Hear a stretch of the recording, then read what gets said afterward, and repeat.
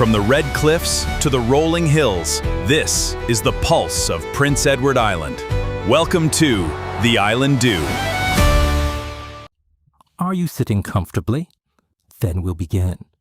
Welcome to another episode brought to you by the Island Dew. Like the sparkling dew covering our island fields on a crisp morning, the Island Dew platform, including the Exchange podcast, Ideas podcast, and the community call-in programming, is your opportunity to connect with islanders, have a voice, and have your say. Call in, comment, engage, participate. This is your medium, your platform for your voice. We want to hear from you, as the Dew provides local context to island issues and opportunities. We're excited to connect again and bring you perspective of islanders. Sit back, relax, and enjoy. Here comes the dewdrop. We're ready to launch. T-5, 4, 3, 2, 1.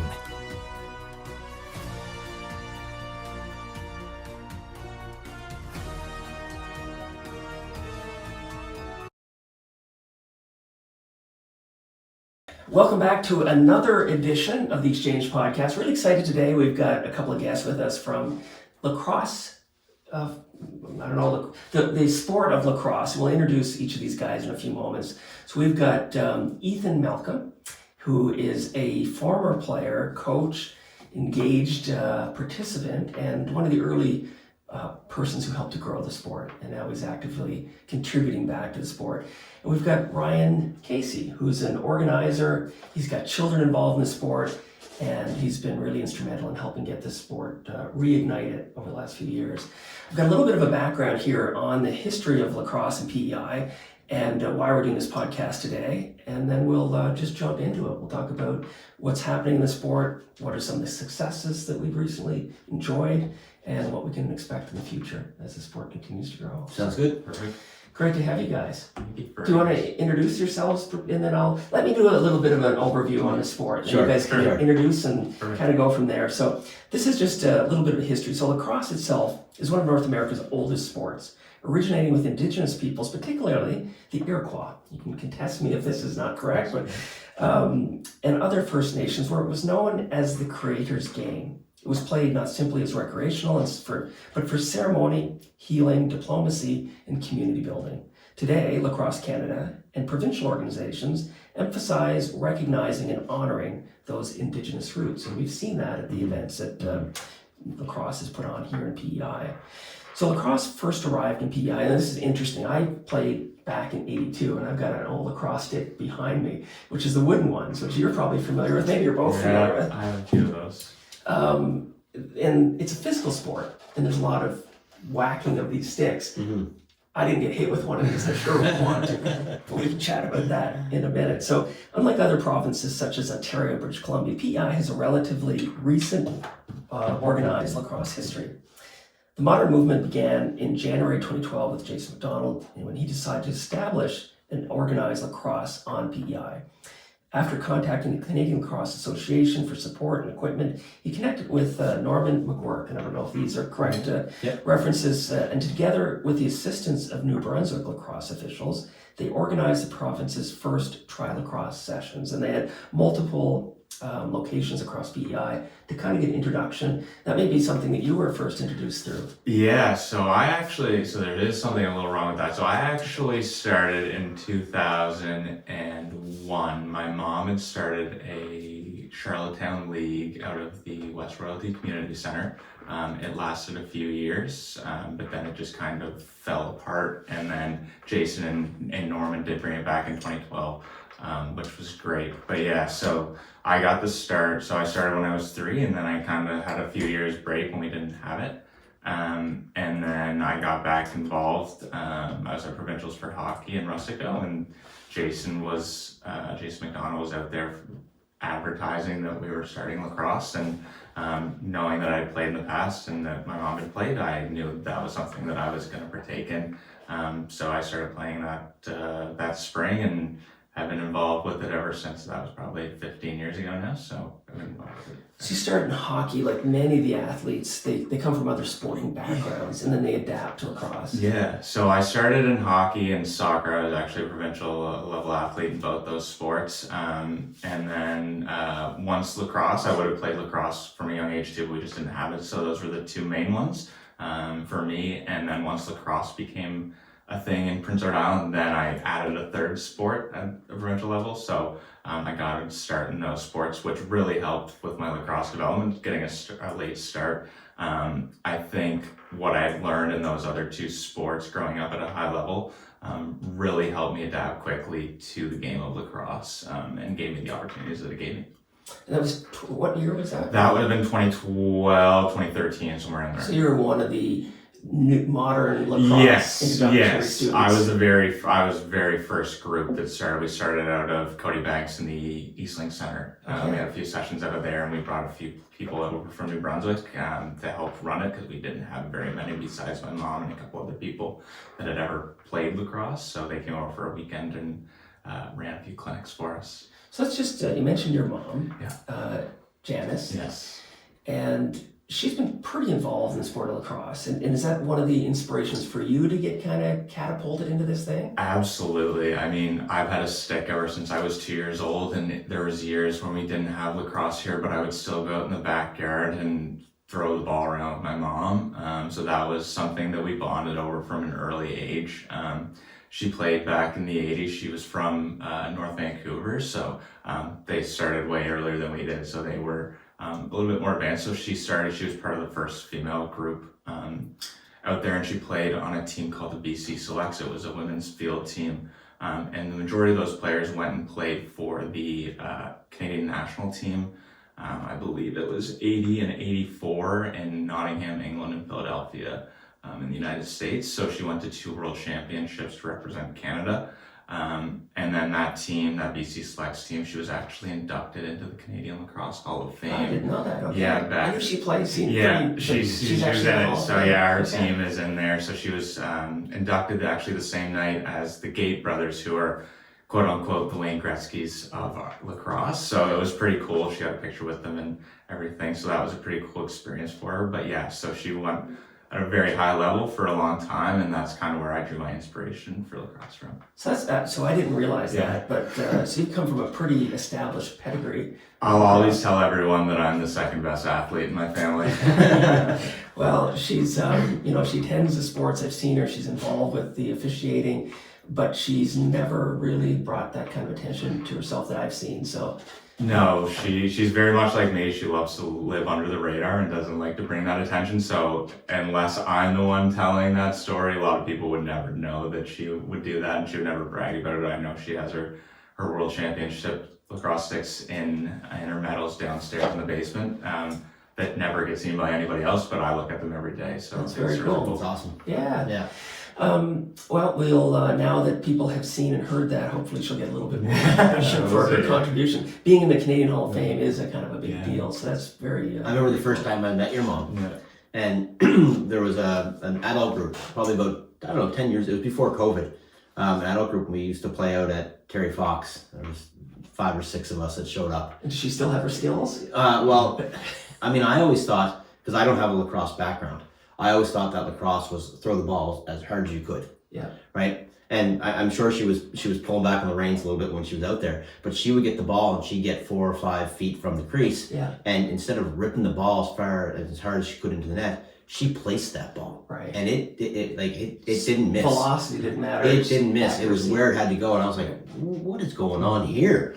Right? And I couldn't cradle. I couldn't do anything, let alone shoot the ball and hit the net. And it was awesome. It was awesome. Yeah. I'm sure, I haven't seen your mom with a stick, but I'm sure it'd be impressive too. Yeah, I mean, she has better skills than I do for the most part. I know whenever I was up playing university, she would come up, she'd make the 10-hour drive, and she'd come and shag balls for us at practice, and all the guys would make jokes and ask her if she'd want to come out and play for us, because she had good skills. So she's definitely got the skills to keep up with us. Well, let's talk. So we mentioned a couple things here. There's the university sport. There's the creator's game and the origination of this, which is field lacrosse.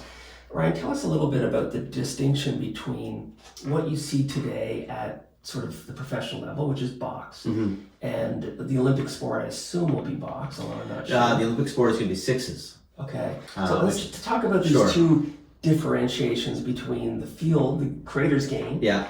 where people, the Iroquois, I guess, were out in the plains and, whacking each other with sticks, Yeah. to what is maybe a more modern element of the indoor kind of facility. There's a lot there. There's let's start by saying there's a whole bunch of different iterations of lacrosse that people can play today that have foundations in the creator's game. Okay. So there's field lacrosse, which is 9 versus 9 plus goalies. And so field, is that now exclusively the varsity level sport? Yeah, so There's collegiate in Canada and the States, and there's a professional league in the States. Okay. And the field is basically just on a soccer field, or? yeah, it's just on soccer field. It's more of an Americanized game. The Canadian box lacrosse is more of the Canadian version, and then field lacrosse is more of the American version. Okay. So the reason they went to sixes in the Olympics is because there's not enough box participation around the world to have a box tournament. In field, it's too big of a field and not enough action. Right. So it would take. It's made for TV. It's made for TV. Yeah. So It's that's like why rugby they made sevens. It's a Exactly. fast- So Yeah, they made a yeah, hybrid. yeah. And they'll have 6 players on each team with goalies. One face off to start. In sixes, when a goal is scored, you just take the ball and you go the other way. Whereas in the grand field game, where it's 9 versus 9, and there's a men's league and a female league. And they're different. The rules are different. Okay. Yeah.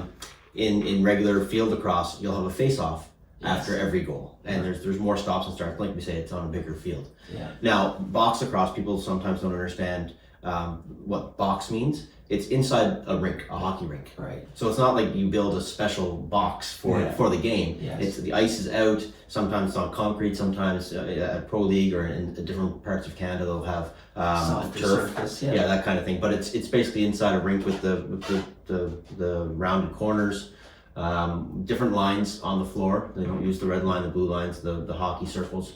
So if you ever see a rink and you see different lines on the floor, it might be for box lacrosse. Okay. Yeah. We're going to come back to this Olympic opportunity because I think there may be a chance for me to play the Olympics if there's a Zimbabwe team that's trying to play. But the box lacrosse, so the distinction that I would observe is the physicality between the games, whereas one is, it's not that it's more finesse, but it's faster, maybe there's stick work.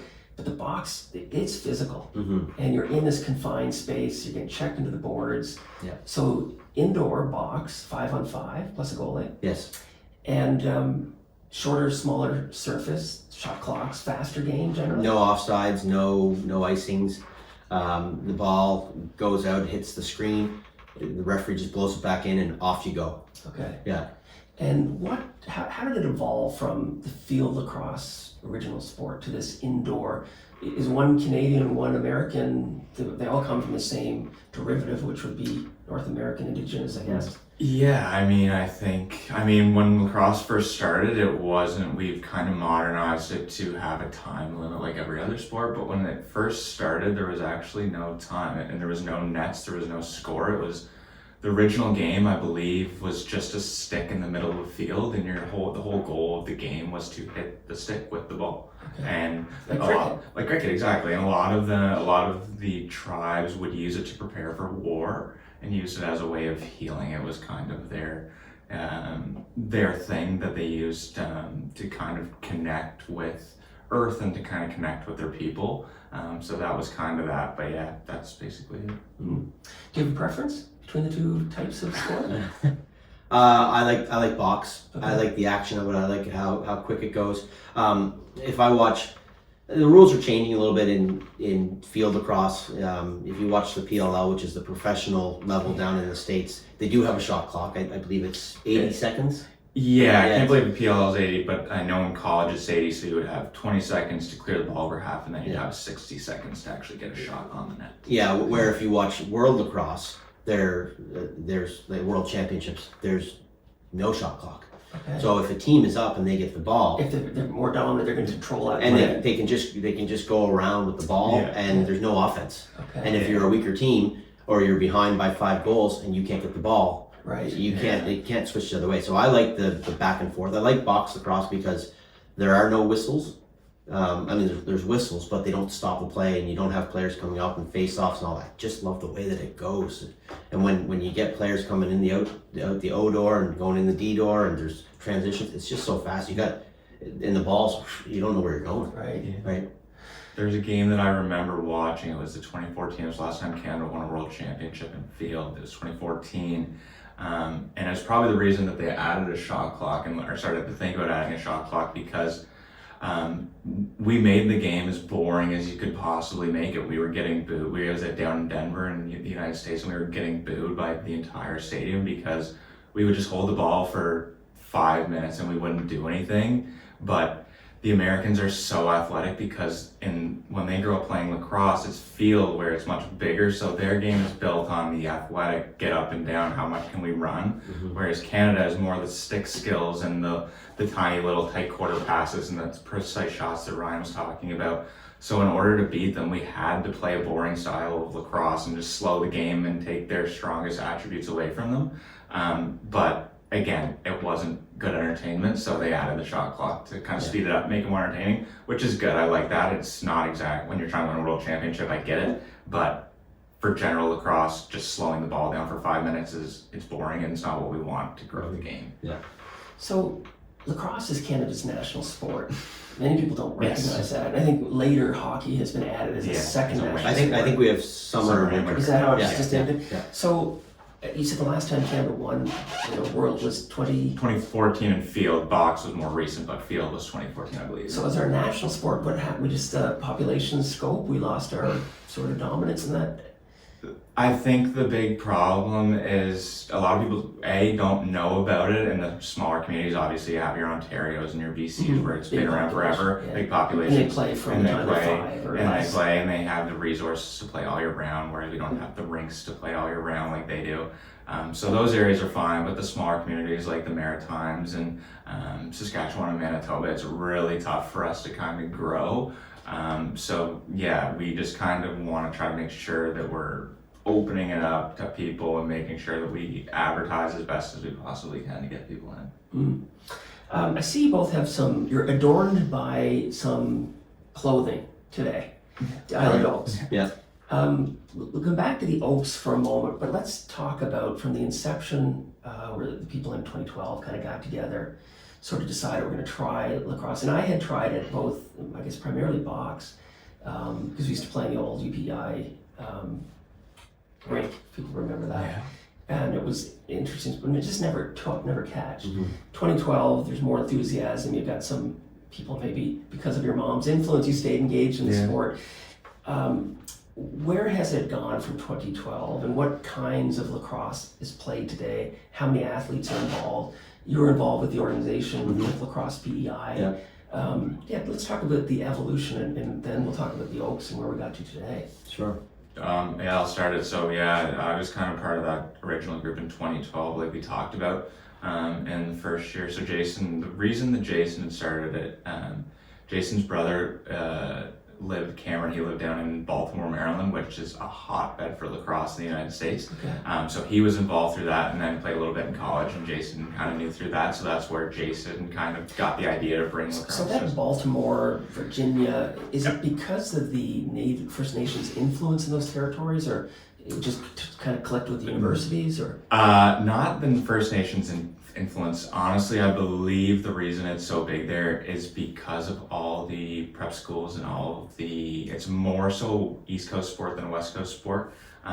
All the big universities, so you got your Dukes, your UNCs, your Marylands, all your University of Virginias, your big ones. They're all on the East Coast, and they're all in that kind of same geographical area. So I think that's kind of it. And then you have your prep schools, your boarding schools that are primarily on the East Coast as well, which is where a lot of the D1 gets fed from, is American private schools. I went to one it was called Mercersburg Academy down in Pennsylvania. I went for my grade 11 and grade 12 year, and it just kind of, a lot of schools look at kids from those schools because you're learning how to prepare for university, and you kind of skip that first year kind of step where you're kind of uncomfortable and don't really know, because they're preparing you to get there. And then once you get there, then that's where they kind of want you at the D1 level, because you're already a step ahead because you've been prepared by prep school. Okay. And it's field. Yes, at those locations. yeah, absolutely. All right, so 2012, you get reintroduced. Is there some friends that were involved at that time that stayed with it? So there's a few guys that I played hockey with growing up that got involved with it. Actually, Sam Mix, who was an assistant coach with the Oaks this year, he was one of my friends. We were both goalies for the Matrix back in Bantam. And that's where we kind of joined up. And then we had a bunch of friends that kind of joined in as well. And it was actually really cool. We started out in box for a year. And then there was a little bit of an incident between a Cornwall team and a Surrey team. I was on one of them. And It's a physical sport. It's a physical you're sport. talking So about some yeah, kind of, physical incident. there was a little bit of it. People were taking what they saw on TV a little bit too seriously and took the crazy aspects of it. Any physical sport, whether it's hockey or rugby. Exactly. There's always And heightened. I mean, it was the first season, so I don't know if the players, the coaches, the referees were really prepared to or understood how to deal with the situation and the rows like that. So anyway, we made the decision that we were going to go with field because it's a less physical game, and we're trying to start out. We don't want to advertise that we're beating people up, right? That's With not sticks. good. With sticks, that's not a good way to grow a sport. So we kind of wanted to sell the American. This can get you a free education type path, Okay. and kind of also taking the less physical game. And then we went with that and played for probably, 6-7 years. And then they decided they were going to reintroduce box lacrosse to the Canada Games in 2020. It was supposed to be 2021, but then COVID canceled and pushed it to 2022. So were that's you aged out at that point? I was aged out. So I aged out of junior lacrosse in 2019. So I played over in Nova Scotia for 2 years, so I aged out of junior in 2019. Okay. 2019. And when did you get involved with the organization of the resurgence? Well, I mean, like I said, I never played lacrosse, and I knew nothing about this sport. My oldest son Patrick, he was probably 6 or 7, maybe 8. I don't know. Do you remember a player last name Barrett? Yeah. What was his first name? There's a few of them. Brandon Barrett, that's it. So we lived in West Royalty, and one day when Patrick was very small, he disappeared from the backyard. Oh. And we had no idea where he was. Okay. We lived sort of down from Lower Ballpeck Road, and your mind and your heart goes to he's disappeared up on that road and cars are going by. So I ran up through Brandon's grandmother's yard. This is Marilyn. She's since passed on, but I'll never forget how genuine she was to our boys. They had a lacrosse family, and Patrick was sitting under a tree with a lacrosse stick, Okay. just holding it. Not beating other kids. Not beating other kids. He was too young. He was just holding it. It was like Yeah. he was there's magic to this game, and it's like he was drawn to it. Okay. And that was fine. That was probably in August or something like that. And then November came around, and Lacrosse PEI at that time had a float in the Santa Claus parade. Okay. What year is this? November? Jeez, I couldn't tell you Okay. exactly. He's 17 now, so we're talking probably 10 years or so. So he's sitting on the side of the road, and Lacrosse PEI comes on across on his float, and Mommy, Daddy, that's the sport. I want to play.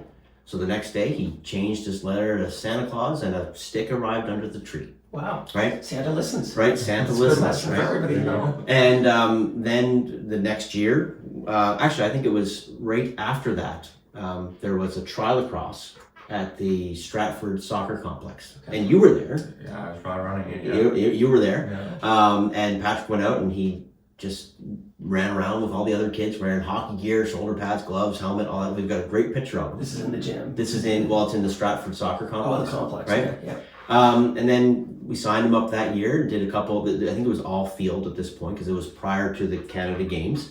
So we were up in Surrey and we were in Morel, and there was at one point a great big huge jamboree in Morel, and we had the Mi'kmaq heritage actors out, and they did the drumming, and we did a snake dance, and so Patrick was very young at this point. And then over time, I just was at the rink, and Norman asked me one day, pulled me aside, he said, "Look, we need people to help out. Are you interested in helping out?" And I said, You're invested. Sure, I'm here. My kid loves it, and that was then. And now I've got two boys that are involved. Yeah. Has the First Nations stayed involved? Is there much opportunity? There's probably not a lot of players today, is there, that are introduced to the sport? Yeah, it's not heavily there's no heavy participation by the Indigenous community on But it's still PEI. small as a general cohort. Yeah. And it's still a small foundational group within PEI. Yeah. Yeah, I mean, that's the kind of misconception is some people hear lacrosse is an Indigenous sport and they just assume that it belongs to every Indigenous tribe that's ever existed. And that's just not the case. Lacrosse was not exactly a very popular sport amongst the Mi'kmaq people. Right. It's more Central Canadian. Yeah, more Central Canadian, Yeah. more the Iroquois Six Nations area. They're kind of the ones that was more of their thing. Mm-hmm. So we don't really get that cultural and heritage aspect around here that they might get in Ontario or BC, Yeah, somewhere where it's a yeah. little bigger. So let's look at the Canada Games. You mentioned that. What was the first year PEI put a team into the Canada Games? It would have been 2021, which is the first year that they have been back since I believe there was the last one would have been in St. John back, I can't remember, his 80s or 90s. I can't remember Did exactly. we put a which team in then? I can I remember. believe we did have a team. There are people that have come up to me and said, like, I played lacrosse back in PEI, like, way back in, like, Canada Games era, like, back in the 80s and stuff, and I mean, I've never been able to fact check it or anything, but I'm gonna trust that they're good old Islanders. I'll trust their word. Yeah, yeah. So first game that you played, it's a male-female sport. Was it just male at first Canada Games? No, there was a male and a female team. Okay. Now back in the 80s, we can't. Back in the 80s, I believe it was back in the 80s. I know it was just male.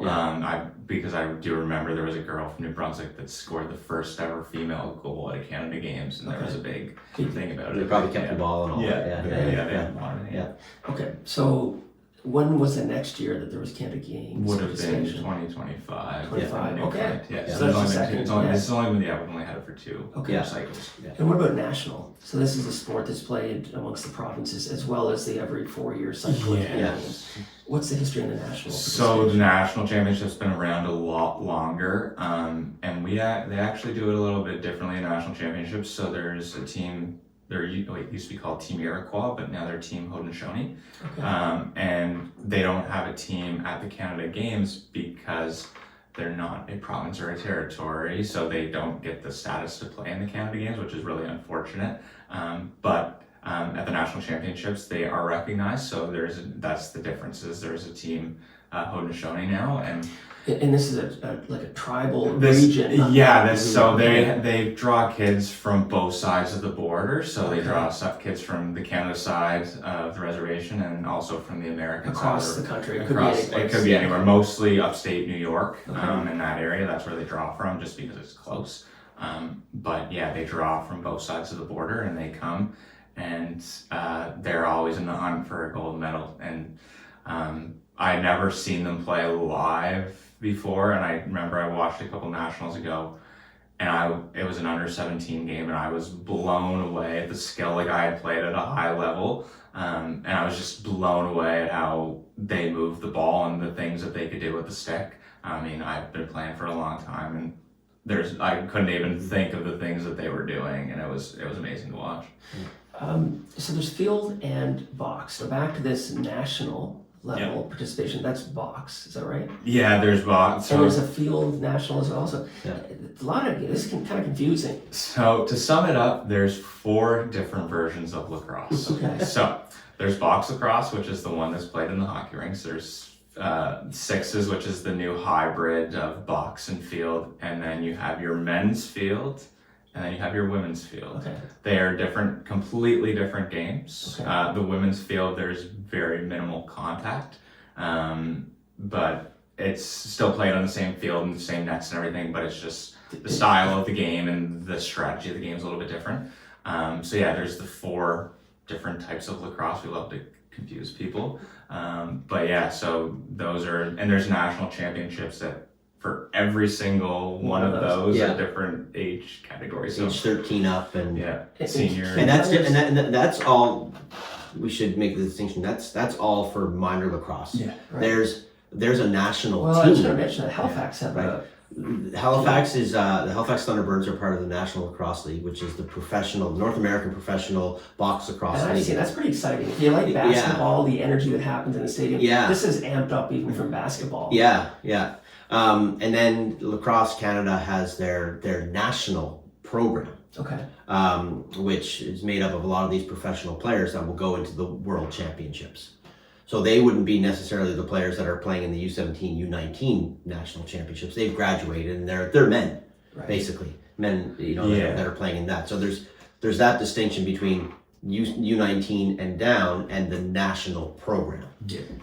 And athletes play between the different, now the Olympic style made for TV. Like, can an athlete move between these different types of sports pretty easily? Oh, absolutely. I mean, majority of the guys now, the top end players, they're playing in LL in the wintertime during the season, and then in the summertime they're either playing in the PLL, which is the Professional Field Lacrosse League, or they're playing summer box. I know there's a Six Nations senior A team up in Ontario, and their budget's around $1 million. So they're paying guys quite a chunk of change to play. Yeah. So guys are starting to make a living out of this, which is good to see. So that's a question I had. So you've got the National Lacrosse League and the Thunderbirds in Halifax.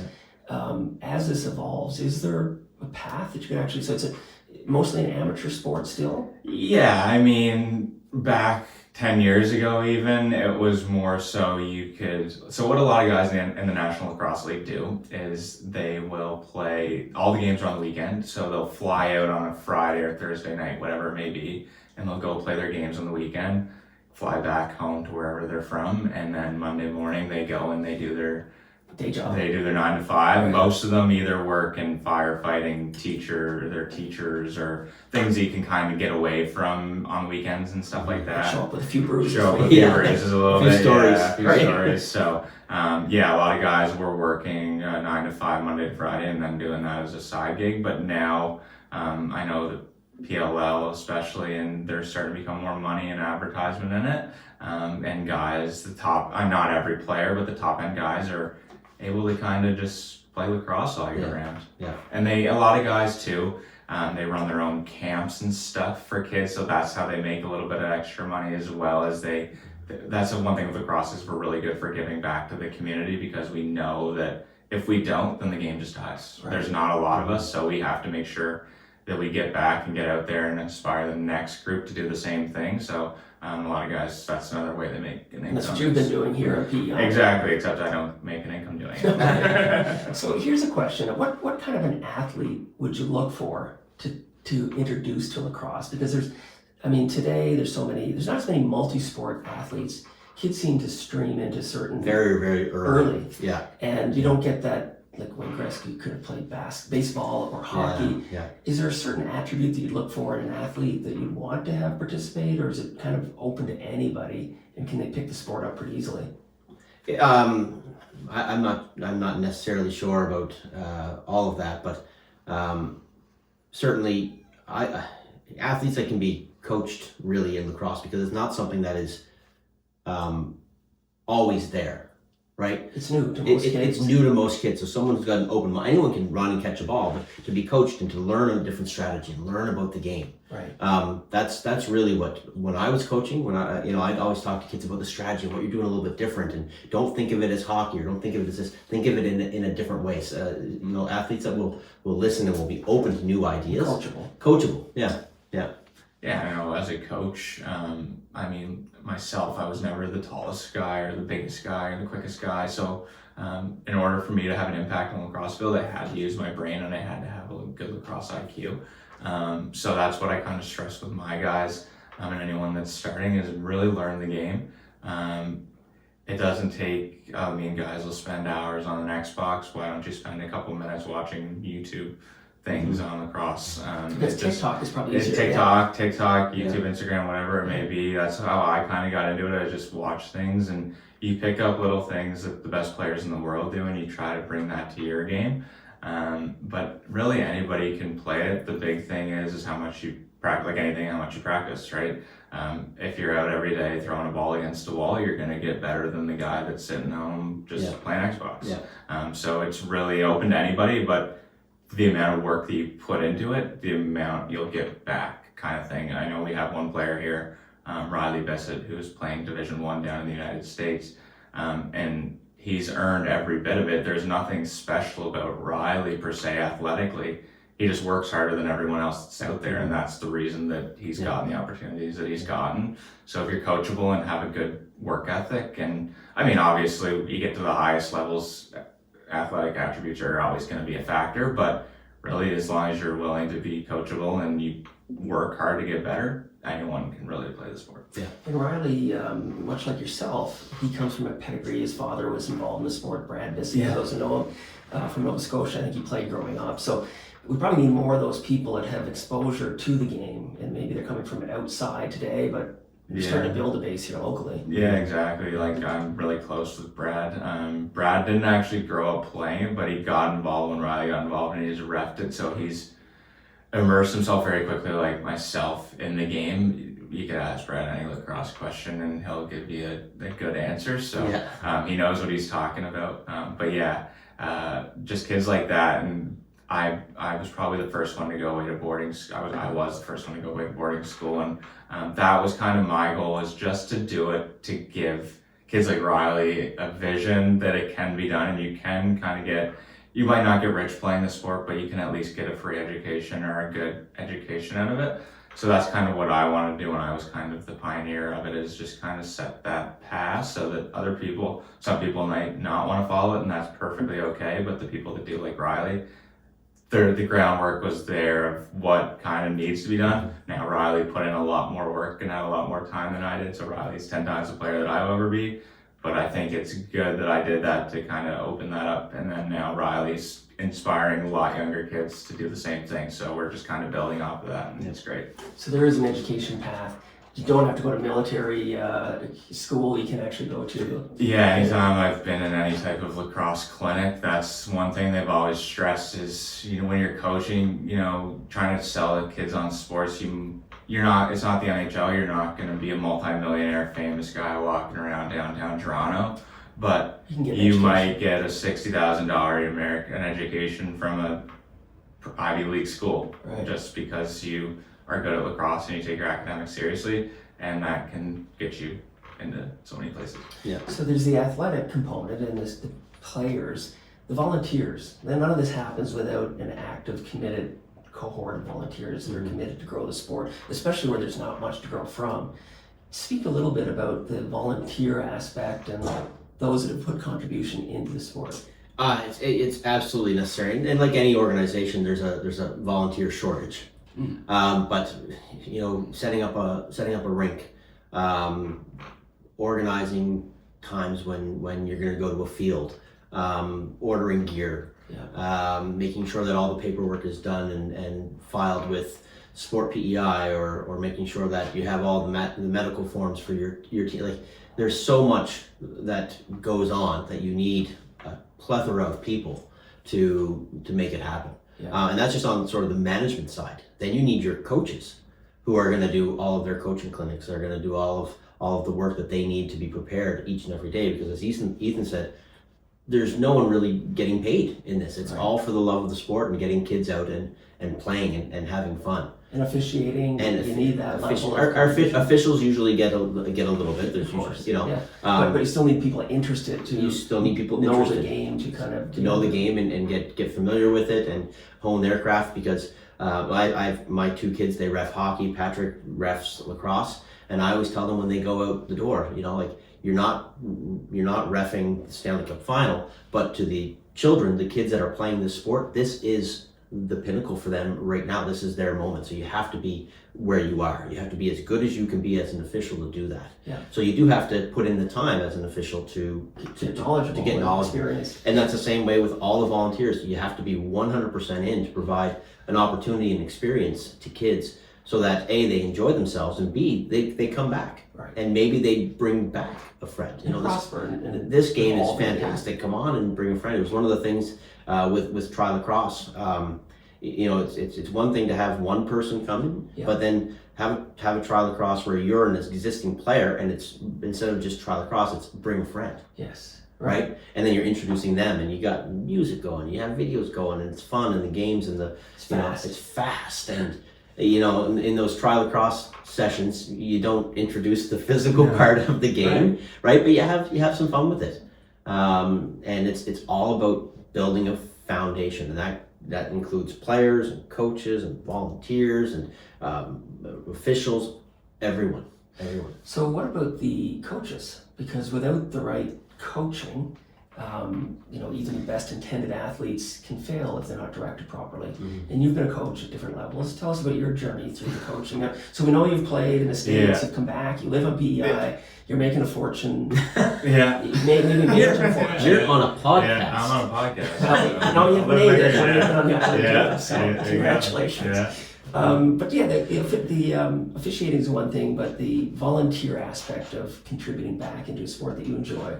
What is your coaching journey? Where'd you start, and where are you at today? Yeah, so I've been going for probably 11-ish years now. So I started coaching back when I was still actually a player. The first group I ever coached was a provincial field team here.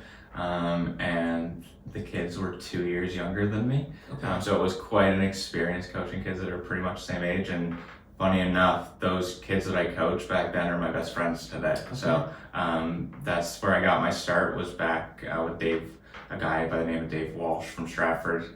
He was the head coach. And he was more of a fitness guy, rugby guy that didn't know a whole lot about lacrosse. So he took me on board because I had a little bit of an IQ of the game. So he did the conditioning part, and then I did the lacrosse part of it. And then from there, I just stayed involved and coached a few more provincial teams with them. There was a high school league that used to be over in New Brunswick that we used to go over and play in, so I coached with him in that. And then from there, when they announced the Canada Games, there was going to be a Canada Games team, I knew that was something that I wanted to do, because I'm born in November of 1998, and I missed Canada Games for both hockey and soccer by 2 months. Okay. So I didn't get the chance to go as an athlete, so I wanted to make sure I got the opportunity to go as a coach. So once that got announced, I knew that I was in for that, and I was an assistant coach with the 2021 games. Was that Niagara? It was in Niagara, yeah. It was in 2022. Sorry, it was supposed to be in 2021. But then, so I was an assistant coach with that group, and then stayed on for the next cycle with the Canada Games team as an assistant coach again.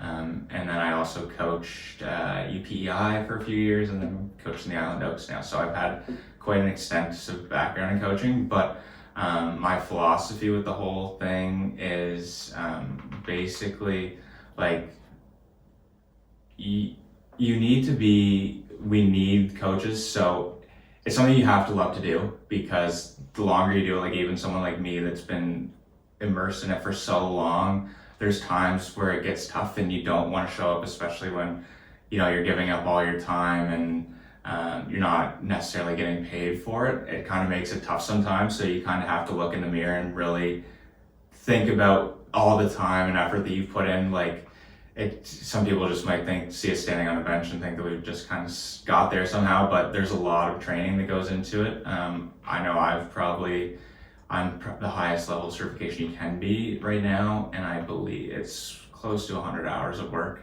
that you're not getting paid for, and traveling. I did my coaching clinics in Quebec, so it's a lot of travel back and forth. So it's personal commitment. It's personal commitment, and it's a financial commitment. You do get reimbursed for it, but you're not making anything, and sometimes it gets tough. But that's what the whole reason you're doing it is, for the love of the game and to give the kids the opportunity to have the chances that you didn't quite get. Right? I would have loved to have started when Riley Bissett started, and have gotten started when I was 3 and played all the way up and see how far I could have gone with it. But I got a little bit later start, so I want to make sure that I give the kids that have been playing all these years the chance to maybe go and play Junior A in Ontario or Junior B in Ontario like Riley did this year, and kind of give them the opportunities to go away and play that I had but didn't quite have that as much as I wanted. So I want to get them to the highest level that they can get. So today, you coached 2021 Niagara, 2025 Newfoundland. You've coached some national level in Saskatchewan. Yeah.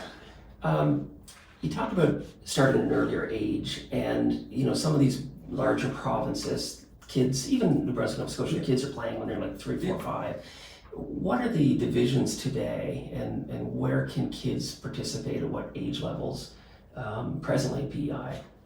Is there like a U13? I believe they have in box. There's box and field, so there's two different that are provided. And in on PEI, box lacrosse is male and female.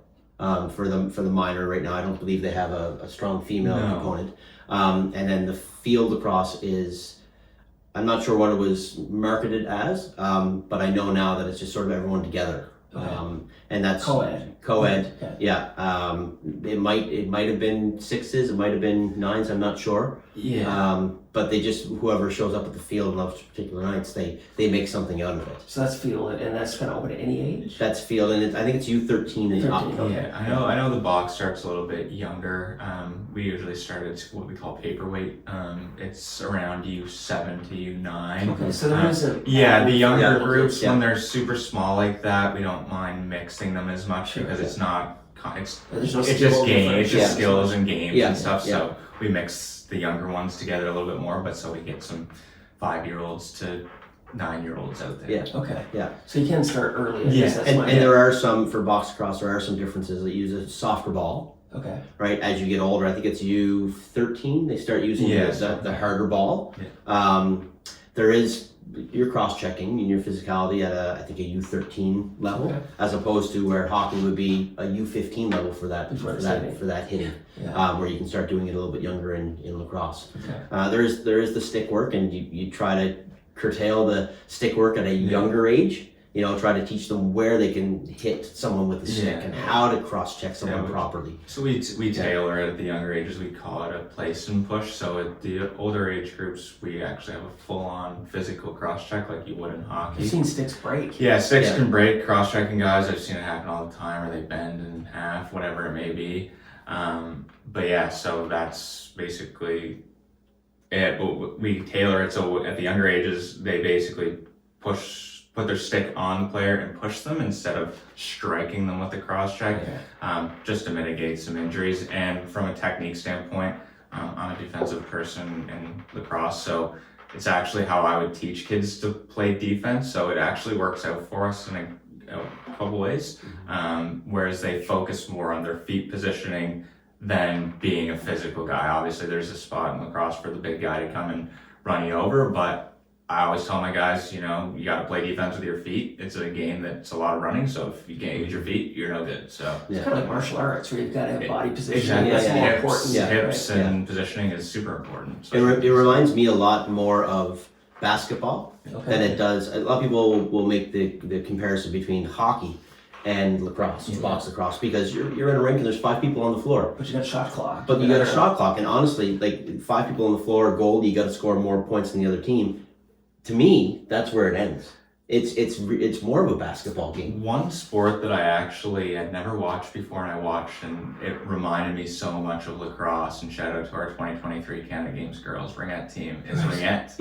I watched them play, and they were such a fun team to watch, and it was the cycling on the offensive side was the exact same, and I was like, if I ever have a daughter, she's not playing hockey, she's gonna play ringette, because I was like, this is such a cool game, and it reminded me so much of lacrosse. The pace of play. Exactly. You might not get the physicality that you get from hockey, but the strategy behind it was very similar, and I was like, it's a cool game. I still think that there's crossovers between hockey and lacrosse, but I don't think it's a hockey game. I think that when you get to levels where you're playing national level, playing against Ontario and BC and Alberta, you notice the players who are playing hockey in lacrosse from the players that are playing lacrosse. Right.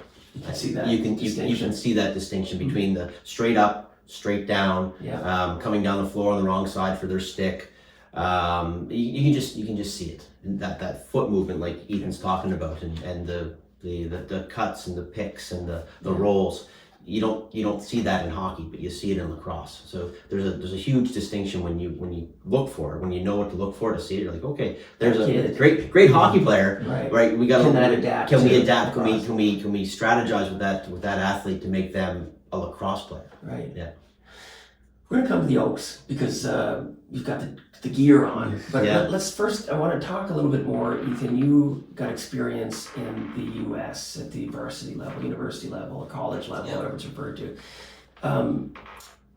Today, like, is that where an aspiring athlete can kind of gravitate to? Is playing at a varsity or club or collegiate?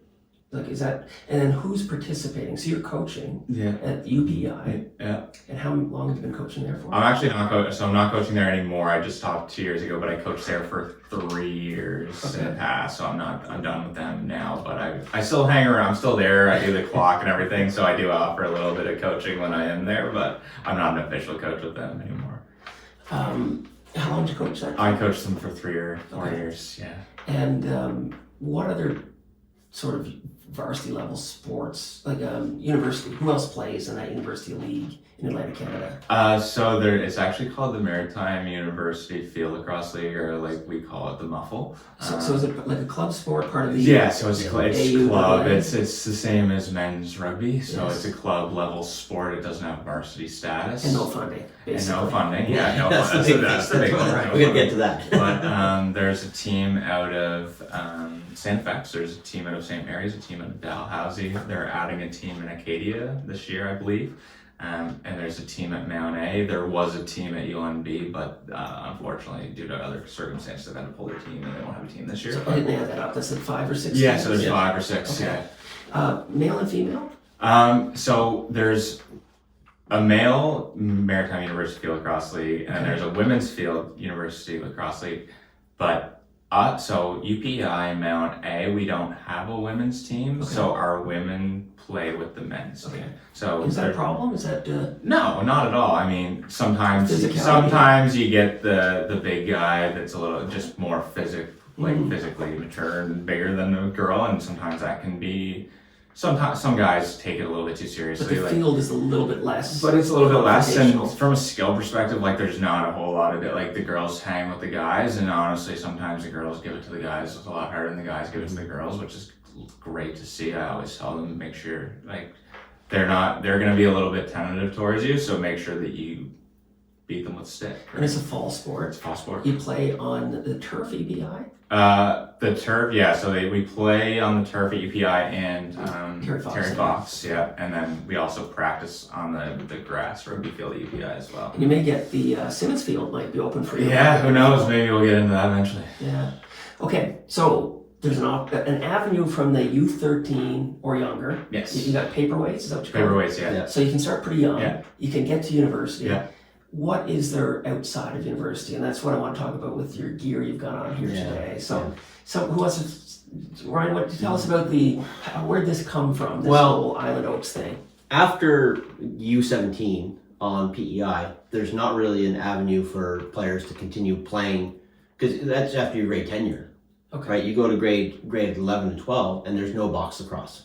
And if you want to play on the UPEI team, you have to be either at UPEI or Holland College, because there's an agreement that you can go to UPEI or Holland College and play on that team in the Muffle. Yeah. So you've got 2 years there where there's not a whole lot of opportunity for That's people where to play players lacrosse. might drop out, I assume. Yeah, you lose that. And there's going to be a natural dropout too, because school's going to get in the way, jobs are going to get in the way, relationships get in the way. It's a busy time for athletes, right? But recognizing this and knowing that I have an athlete that's at that stage and knowing that there's this gap, right? I always wanted something in between. So you turn to coaching. You can still be involved in the game before you go to the Muffle, or if you want to, you can enter into the import draft for the East Coast Junior Lacrosse League Junior A League. Okay, so But that would take you to a team either in Nova Scotia or New Brunswick. and is that a feeder for the National Lacrosse League?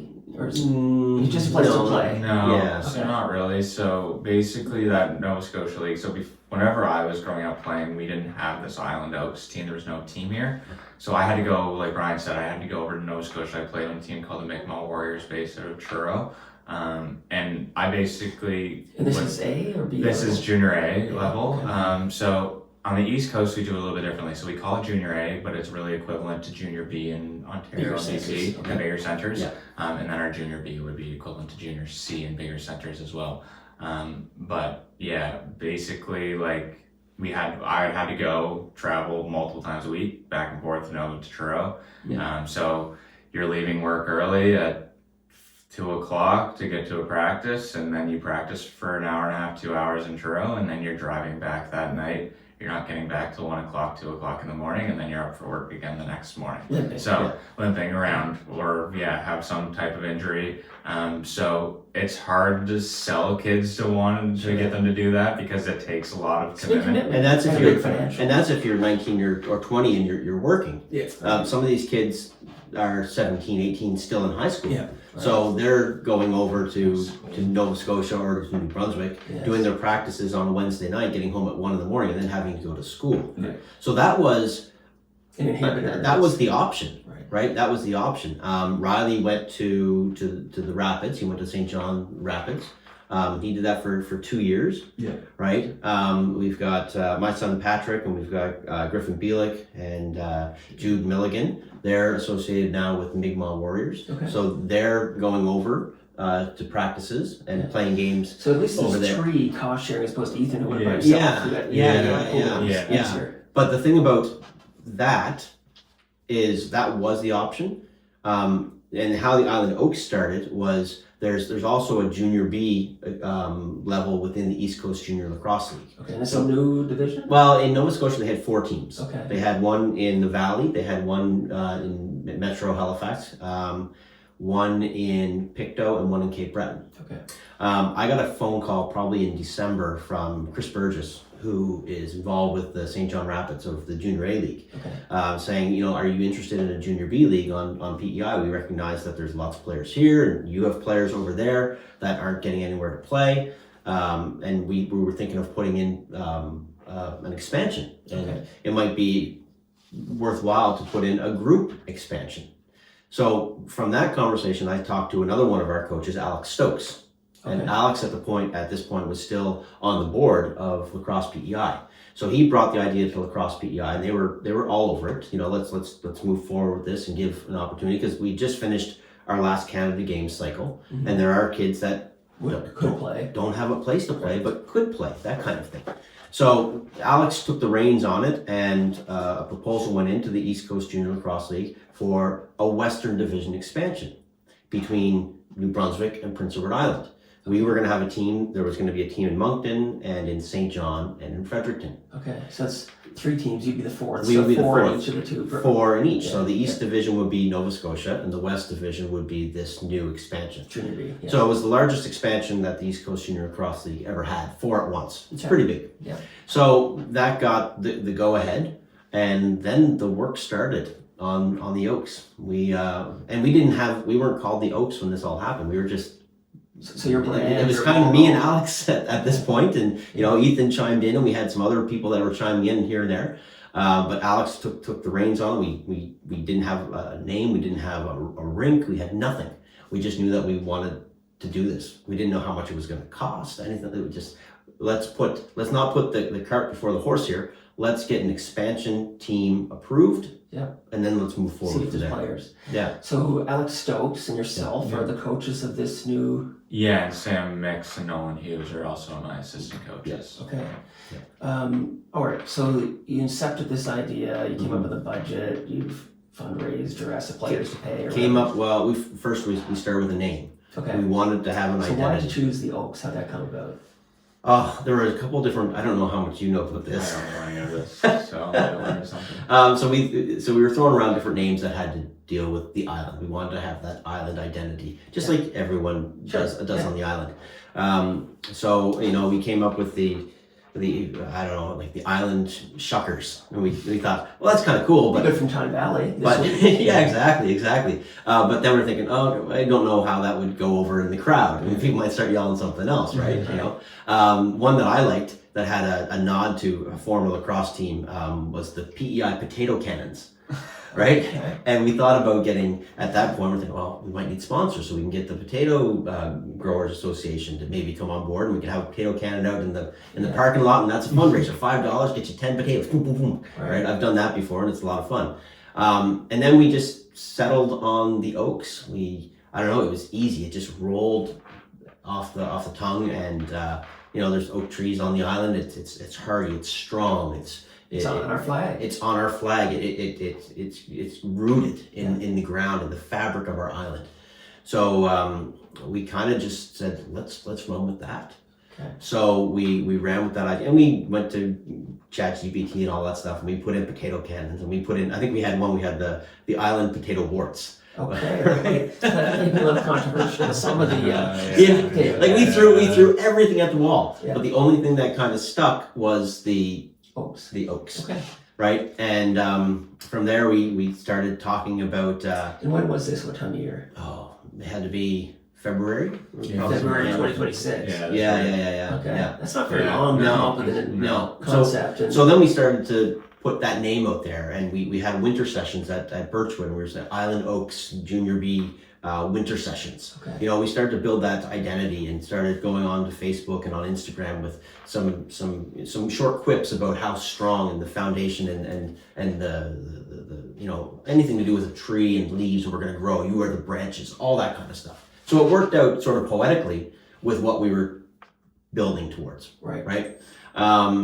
And it just sort of went from there. And now we're the Oaks. And so you started this midwinter. Yeah. And then you had to get coaching staff. You get 4 people interested and committed to this evolution. You got the organization happening behind the scenes, and the evolution of the logo and the budgeting. What about players? Like, this is a new league where you don't have a cohort really to draw from. Were you able to get enough players organized to participate? Yeah, so I mean, at the start, when we were doing those winter sessions in Birchwood, it was looking a little bleak. We would have 5, 6, 7 guys out. Did you think that this was a bad decision at that point? No, and the reason for that is because it was always 5 or 6 or 7 different guys. It wasn't always the same group, so we knew there's people. We just got to get them all here at the same time. Yeah. So we weren't too worried. We thought we were going to have a lot more than we ended up having. We thought we were going to have to make cuts, and we were right on the 20 number, which is the amount of the roster limit. So we didn't actually have to make any cuts, which was nice. But for me, it was a cool experience because I had different groups coming together that I had coached. I had my 2021 Canada Games group. I had a few guys from that group. I had my 2025 Canada Games group. I had the UPEI group, and I had them all coming into one. Then they might not have necessarily played with each other, but I had coached them all, and I knew how to get them to work together and how to kind of get them to mesh. So I knew right from day one that we were going to have a strong team, just based off what I knew about the league and where I knew where we were and what we had. So I knew we were going to be strong, and it was just up to us to kind of fit the puzzle pieces together and get the guys to mix together and kind of build a team atmosphere that way. We also had, this was February, March, so hockey's still on.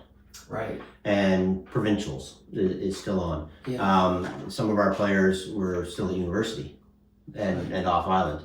So what we had on paper in terms of potential players wasn't showing up, but we knew that they were out there. Right. And they were communicating with us as well. we're interested in this. Some of the kids were texting, and there's groups going back, yeah, I want to go, but I've got a game or I've got to work and I can't get it off, but I'm interested. Yeah. So we felt like we were, it was a little scary when only 6 people would show up. Yeah. And then there's not much to work with in terms of coaching. You can work on some things, but you run out of time, and there's so many reps that the kids are going to start to get a little, just 1 second there. That's not an Oaks phone call. But you're gonna, it's hard when there's no breaks. Right. So that was tough, but we knew once all was said and done, and all the dust settled and all those things like hockey and university, people would come together. We're gonna have people here. So how many, 20 players? 20 players, yeah. And did you have additional players wanting, like APs, or the kids that you can groom for another year? Yes, so we had a few kids that were 2010 birth years and 2011 birth years. So we had 2 goalies on our team that were full-time goalies, and then we had 2 goalies that were AP goalies, and we had 2 practices a week, so they would alternate. One guy would come out Tuesday, one guy would come out Thursday. So we'd have 3 goalies out at all times, and the reason that we decided to do that as a staff is because the two guys that were AP, the reason they weren't on the team is just because they were younger. There's 2 spots and there's 4 guys. So it's just not right now, but we know they're going to be part of the group down the road. So we wanted to make sure we did a preseason interview with the guys, with each individual player. And we got feedback from their past experiences that the teams hadn't exactly meshed very well together. So that was a big thing for us, is we wanted to make sure that we really meshed them together. But you knew the players. And we knew them, so we could, it was a little bit easier for us, but that was our big thing, is just making sure everybody meshed, because we know that if everyone's meshed together, that it's a lot easier to accomplish the goal that we're trying to accomplish, which is win the championship. And so we did, but yeah, that was basically it. So that was a subtle sort of recognition of your success. But so your first season, you started this in the midwinter. Yeah. Pulled players together who were distracted with other commitments like hockey. Got a couple coaches organized who've got a commitment to the game. Entered this new league, the Junior B, and you were successful. You won is it called the Maritime Cup? Or? Hamilton. The Hamilton Cup. Which is the East-West division of the Maritime. Yeah. So your first season, you won. It's got to be quite an accomplishment. Yeah. And a great sense of pride for a coach. Yeah, and I mean, that's one of the reasons that I took the job as the coach, is because I knew we were going to be competitive. I know over the last 10 years, you're coaching against other provincial teams, Ontario, BC, you go into those games knowing what's going to happen, and you expect your licks from it, and it can get kind of depressing over a long period of time. Just you go to the rink and you show up and you know what's going to happen, and you just keep doing it. So this was a new opportunity. That's PI. So what I knew with this group, I knew what I had, and I knew that I could make it work. So I was excited with this group to get going. And yeah, I mean, it's a U22 team, so we told the guys, we're the coaches here, but you guys are young adults and you have to learn to make decisions for yourselves. So this is your team to run. We're here to kind of guide it in the right direction, but this is your team. So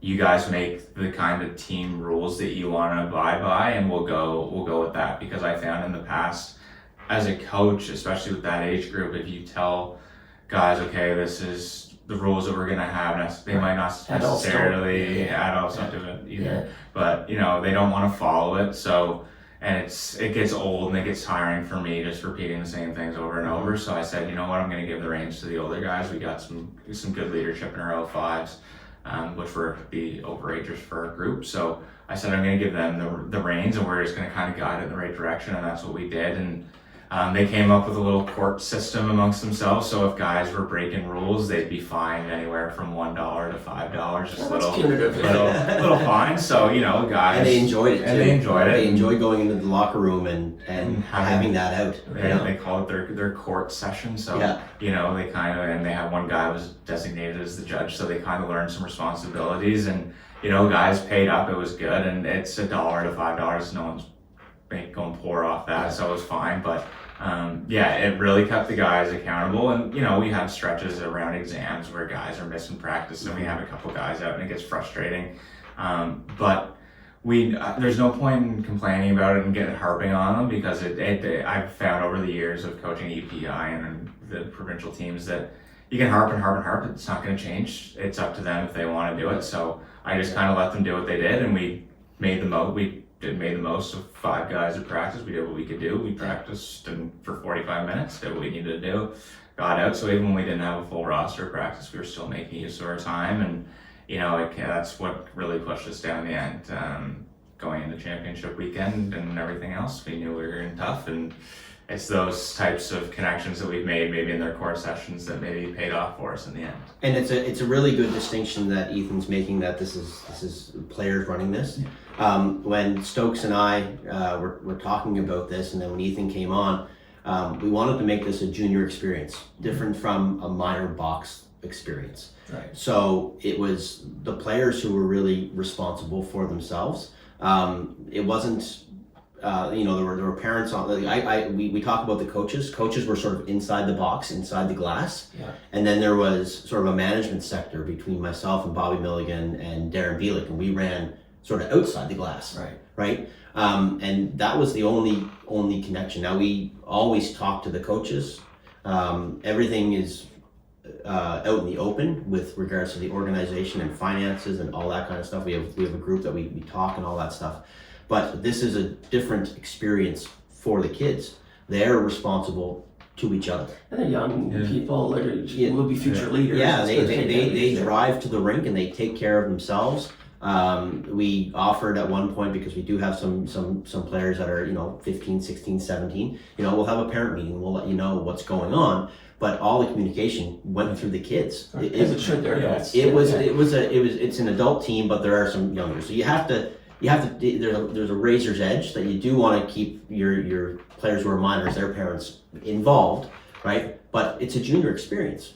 So we wanted to set that up and set up that distinction. So having this leadership group of Zach O'Meara and Sam McDonald and Luke Much and who else, they were awesome with these kids. And your group, you're successful. You won this championship. Yeah. And what do you see for the future of the Oaks and the Junior B program? You're gonna run it back. Will you continue? Is there enough momentum to kind of keep these kids together? Yeah, I kind of sent out when I spoke to the team after, obviously I thanked our 05s, our senior guys, for their lacrosse careers, because at this level, that's what a lot of guys, coaches. That's exactly, I said that like during the championship game. I was like, you guys don't realize, but 3 guys' careers, they're never going to play lacrosse. They might never play a lacrosse game again. You don't know what that's like. I've experienced it many times playing at university and playing junior. Yeah. I understand what it looks like for a guy's career to come to an end, but it's hard, and it's a lot harder when you don't come out on the right side. So I wanted to make sure that they knew that they weren't just competing for themselves. They were competing for the 3 guys that this might be their last lacrosse game. So that's kind of what we sold them on, and just kind of buy in. But at the end of the season, I said, our 05s are gone, but there's a big group. There's only 3 guys leaving. There's the rest, 17 guys coming back. I was like, it's great. You guys have earned it, because a lot of you guys have come over the years, and I told them at the end, I said, you guys deserve this, because you've shown up to the rink year after year after you had no reason to keep coming back after you lost 20-0 to Ontario or 25-2 to BC, whatever it may be. You had no reason to keep coming back, but you did. Yeah. And you stuck with it, and that's why you deserve to do it. But now we've set the standard, and now you have to continue to build off the standard. You can't take a step back. Now you're public enemy number 1. You have a target on your back. Everybody wants a piece of the big dog. Yeah. So you have to recognize that and understand that every game is everyone's biggest game of the year, and you have to come prepared every time from now on in the rink. That's the standard we've set, and that's the standard we talked about setting, and we set it, and now it's just about continuing to... Yeah. So we've got two last questions for you.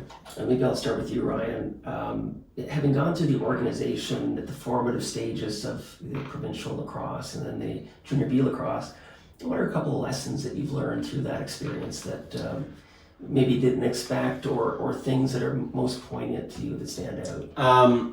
I think one of the biggest things is we need to continue to build lacrosse on the island. This team, it's a team that everything can feed into. It is separate from Lacrosse PEI. We're sort of our own entity. We finance ourselves. We do the best that we can. We have a partnership where we're piggybacking to help with insurance costs. Okay. And there is a little bit of coordination in terms of renting rinks, and when you open them up, because renting rinks on PEI can be a little bit of a challenge, right? That sort of thing. But we set out to make this as independent as we possibly could. But we still have to have that loose relationship, and we still need Lacrosse PEI to bring kids up and to that's the feeder system. That's the feeder system. They need those individual skills, those stick skills, that knowledge, those strategies. So we need that to happen. The other side of that is, as an organization, it's really important to get corporate relationships and get people to help out and to buy into this sport and buy into the game and buy into these kids that are going out there to battle every single day. We do a real good job, a lot of hard work in working with our social media and working within the game to provide some shout outs to the corporate sponsors that help us out. Because without them, we wouldn't be able to do this. We worked with the $24,000 budget this year. That's what we worked out. We did have to charge for fees to our players, but we started with nothing. Like I said earlier, it was a phone call that I got. So we needed nets, and we needed jerseys, and we needed absolutely everything. There was nothing in the box at all. But the infrastructure is there now. It's there now. We did it using community. We got our nets built by welding students at Charlottetown Rural. Okay. And they came out absolutely fantastic. Okay. We went local for our jerseys to All-Star Cresting. The Island Dew is a sponsor of the Island Oaks. And we have CGI, and we have the PEI Police Association, and we have JDI Cleaning Services. We have Action Arrow. I'm hoping I'm not missing any. It's hard to catch them all when you're on the spot. Yeah. But without them, as a independent organization, it's a relatively short season. We played 13 games. The Oaks went 11-2, so that's our record. Numbers are one thing, but we played 13 games. You can't ask kids for $2,000 each, right? That kind of thing. So we do need the corporate sponsorships, and we appreciate that. Our first home game, we did have some dignitaries. We had some politicians that came out. We want to thank them because we want people to see the sport and see what we can do here. Our parents are fantastic. Our fans, they came and they cheered. By far the best fans in the league because we went everywhere. And our fans were the loudest, and they were great. People that took admissions and did our 50-50.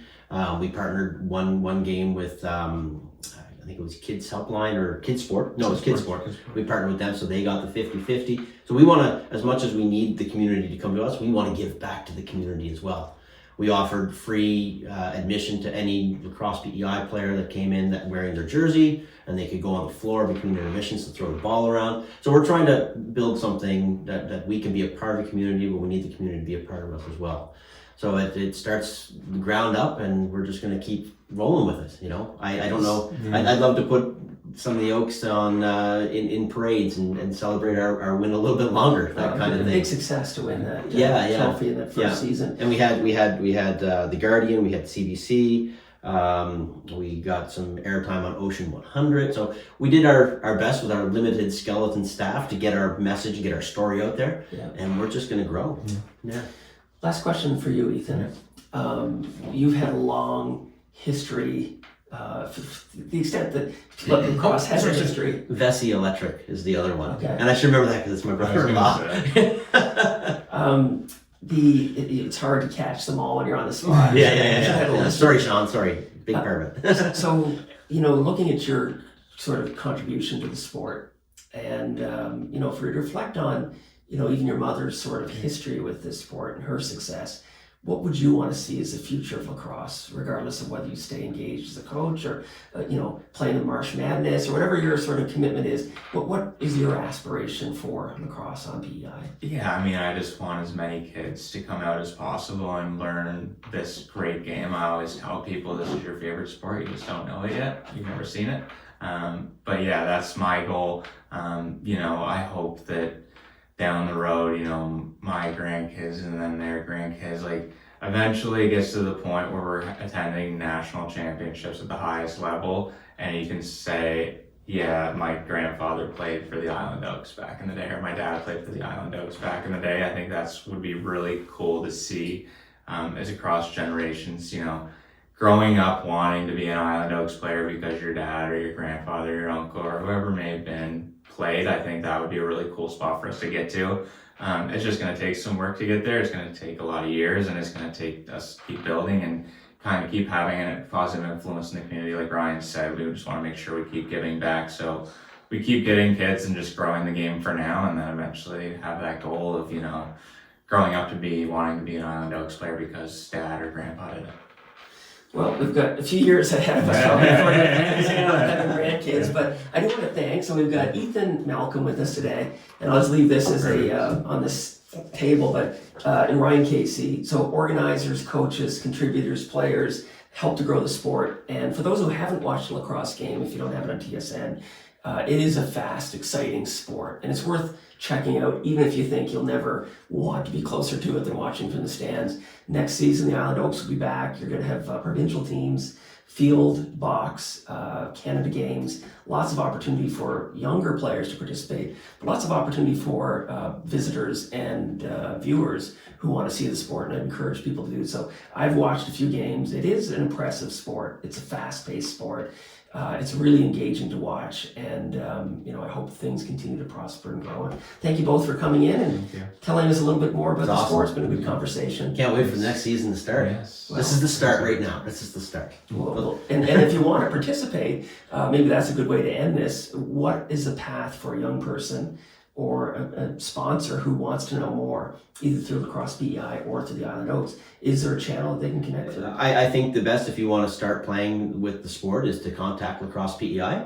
I'm not sure what their programming is coming up, but they would have stuff probably throughout the winter, and then their season starts in May, June of every year. If you're interested in coming on and helping with the Oaks, islandoakslc@gmail.com. You can get in touch with us there, and we'll be sure to take your name down and have a conversation with you. The young folks out there, we also are on social media. We are on Instagram and Facebook at Island Oaks.